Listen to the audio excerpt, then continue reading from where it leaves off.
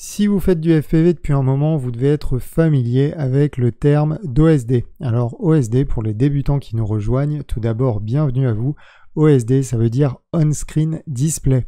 Alors c'est une fonctionnalité qui vous permet d'afficher les paramètres de vol de votre drone directement en surimpression dans vos lunettes de FPV. Mais vous allez me dire à quoi ça sert. Alors, on peut afficher plein de paramètres différents, on peut afficher un chrono, on peut afficher son nom de pilote, et il y a deux paramètres auxquels on va s'intéresser plus particulièrement aujourd'hui et qui nécessitent parfois un calibrage, c'est la tension et l'intensité qui est délivrée par votre batterie en direct. Donc c'est des paramètres qui sont quand même assez vitaux, alors surtout pour la tension, parce que si vous avez une tension qui est trop basse, votre drone au bout d'un moment il va tomber, il va plus savoir voler, donc il faut savoir à peu près quand est-ce qu'il faut rentrer, et le chrono est pas forcément toujours efficace à ce niveau-là. Donc moi j'affiche un chrono, j'affiche parfois mon nom de pilote, et puis j'affiche aussi la tension, l'intensité consommée en instantané, parce que c'est rigolo de voir combien d'ampères peuvent consommer ces petits drones, et puis j'affiche les milliampères, donc qui sont consommés aussi, ce qui me permet de connaître la capacité restante sur ma batterie. Donc c'est des paramètres qui sont relativement intéressants à connaître. Mais il arrive parfois que ces paramètres ne soient pas correctement calibrés directement en sortie d'usine. Et j'ai remarqué que souvent le paramètre qui est le moins bien calibré, c'est au niveau de l'intensité. Donc ce que je vais vous montrer aujourd'hui, c'est comment paramétrer correctement, comment calibrer correctement la tension et l'intensité pour que vous ayez un affichage précis dans Betaflight, et on voit ça tout de suite après le générique.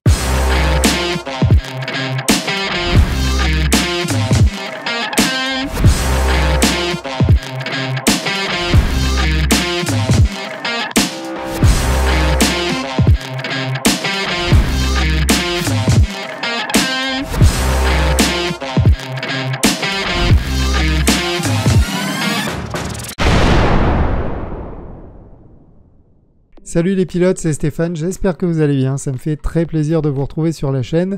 Comme je vous ai dit dans l'intro, aujourd'hui je vais vous montrer comment bien calibrer la valeur de tension et d'intensité qui sont affichées dans votre OSD, donc sur vos lunettes de FPV. Donc pour ça, de quoi on va avoir besoin? On va avoir besoin de notre drone, on va avoir besoin d'une batterie, alors chargée ou pas, vous prenez une batterie. Ensuite, vous allez avoir besoin d'un multimètre. Alors le multimètre, si vous n'en avez pas, vous avez peut-être ce genre d'équipement. Je vous recommande pas de l'utiliser, mais bon, si vous avez ça en dépannage, pourquoi pas. C'est les petits testeurs de batterie donc qu'on retrouve sur Banggood qui coûtent juste 3 €.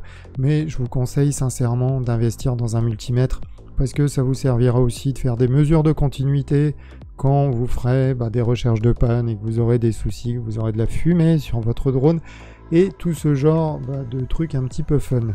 Donc, en gros, la première chose qu'on fait, c'est qu'on va mesurer la tension aux bornes de notre batterie. Donc là, je vais me servir du multimètre. Alors, vous ne voyez pas, mais je fais cette opération sans trucage. Voilà. Donc là, hop, on a 24,1 volts. Donc, je vais noter cette valeur. 24,1 volts. Et puis maintenant, ce qu'on va faire, une fois que votre drone est connecté à Betaflight par l'intermédiaire du port USB, n'oubliez surtout pas de retirer les hélices. Je le dis à chaque fois que je fais des vidéos où on intervient sur Betaflight et qu'on branche la batterie. Quand on branche la batterie sur un drone, il faut retirer les hélices. C'est très très important. Donc voilà, n'oubliez pas de le faire. Et ensuite, ce qu'on fait, c'est qu'on branche la batterie sur le drone. Et puis maintenant, on va se connecter et on va aller directement dans l'onglet Power and Battery. Alors là, si vous regardez, on est à 24,18 et j'avais 24,1. Donc on est pas mal, on a un petit peu plus. Donc si vous voulez corriger cette valeur, c'est très très simple. Vous allez en bas à droite et vous allez appuyer sur Calibration. Et il va vous demander la tension, le voltage que vous avez mesuré. Donc moi j'ai mesuré 24,1.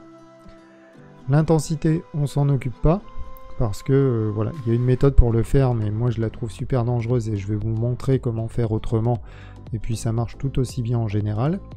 Et une fois que vous avez rentré donc, votre tension de batterie, les 24,1 volts, vous appuyez sur calibrer.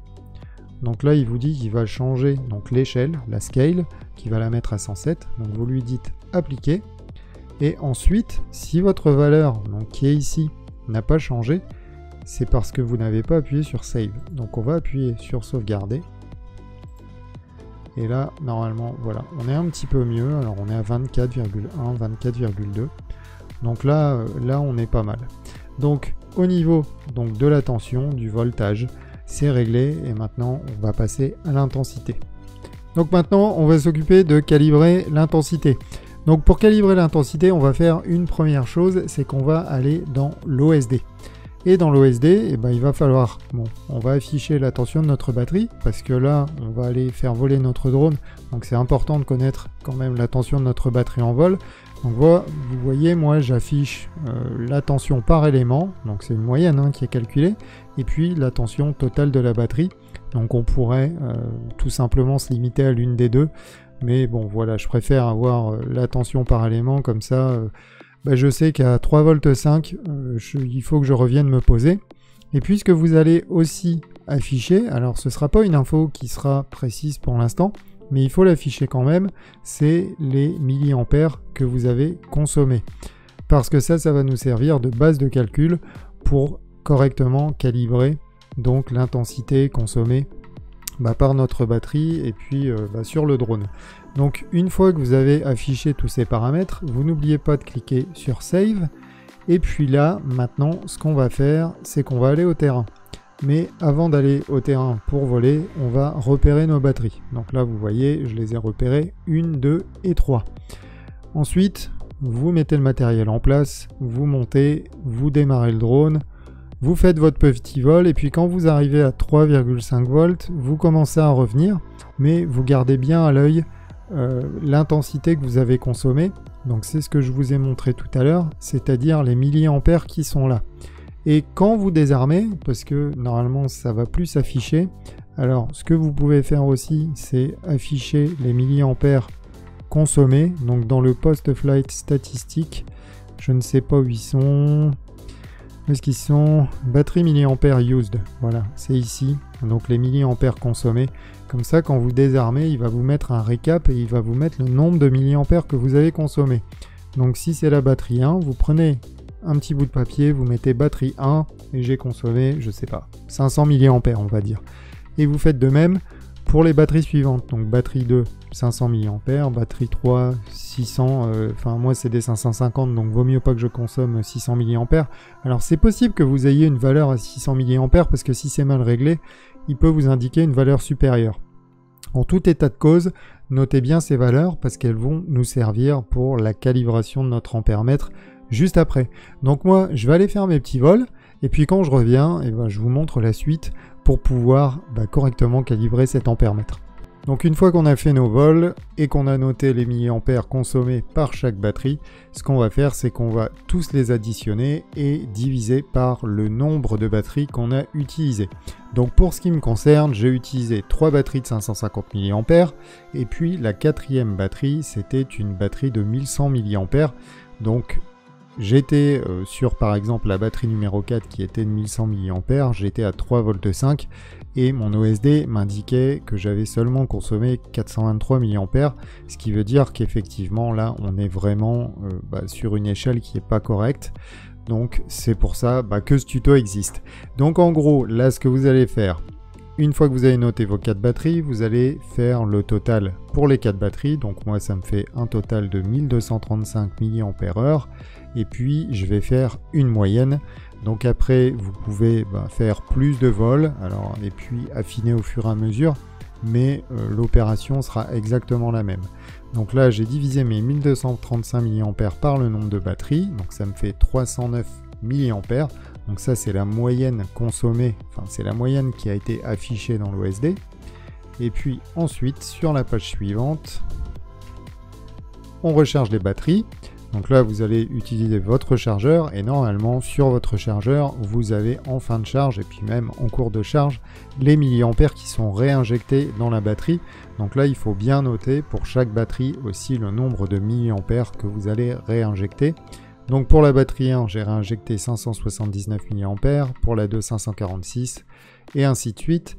Et puis pour la batterie 4, 906 mA, ce qui est un petit peu plus réaliste quand même par rapport à une batterie de 1100 mA.